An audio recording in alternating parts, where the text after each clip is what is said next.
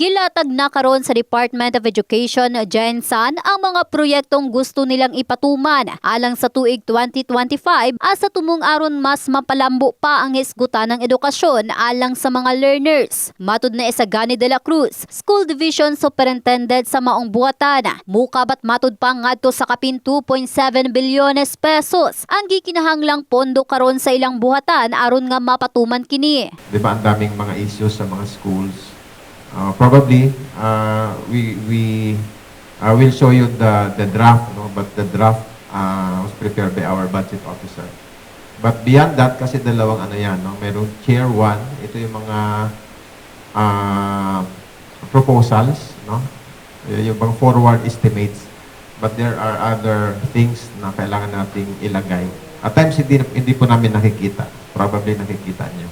Usa sa mga prioridad ang pagpaayo sa mga classroom, pagpatukod og dugang pasilidad ug pagdugang og mga gamit sa eskwelahan. Lakip nga gigaynan sa maong pondo ang pagsuporta sa sport activities, enhancement of learners program aron mas mamahimong epektibo sa pagtudlo sa mga estudyante, training og provision sa disaster risk reduction management, ingon man ang pag-provide sa mga equipment niini, pagsuporta usab sa disaster preparedness and quick response sa school aron masiguro matud pa ang seguridad sa mga learners. Ingon man ang pagsuporta usab sa mga mental health services ug school nutrition services ug uban pa. Dugang pa ni De La Cruz, lauma niini ang suporta sa national ingon man kooperasyon sa mga learners kung aduna pay gikinahanglang idugang sa mga gikinahanglang pagatutukan sa DepEd Gensan.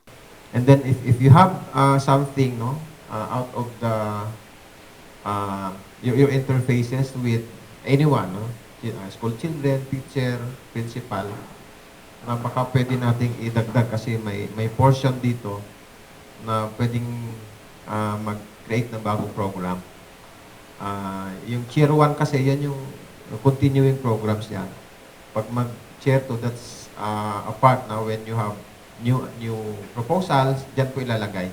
But it will be for evaluation pa na national office and then through the Congress before isas.